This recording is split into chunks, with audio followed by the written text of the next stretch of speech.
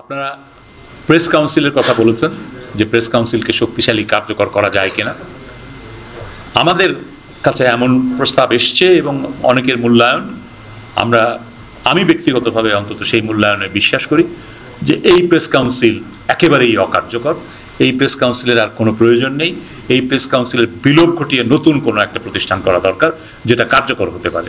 এই press council তার credibility হারিয়েছে, তার বিশ্বাসযোগ্যতা হারিয়েছে, কারণ এটি সরকারের একটি দফতরে পরিণত হয়েছিল, সরকারি অফিস, এর বাইরে কিছু না।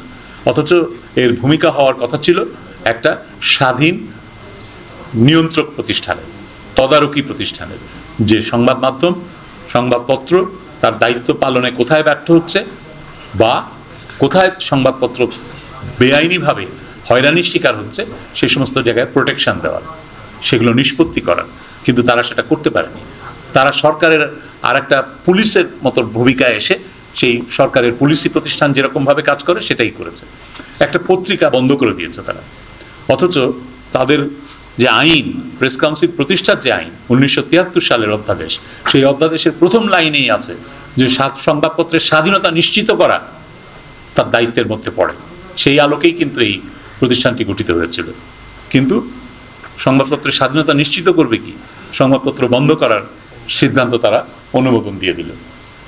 তো এই প্রতিষ্ঠান তার মেয়াদ শেষ হয়ে গেছে, এটার আর কোনো যৌক্তিকতা নেই। এটার বিলোপ ঘটিয়ে নতুন কোনো একটা প্রতিষ্ঠান করা দরকার, যে প্রতিষ্ঠান কার্যকরী প্রতিষ্ঠান হবে।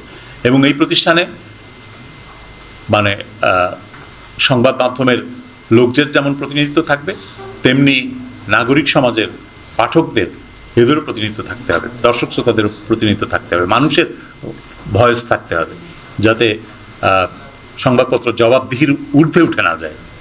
সংবাদপত্রকেও জবাবদিহি করতে হবে, সাংবাদিকদেরও জবাবদিহি করতে হবে।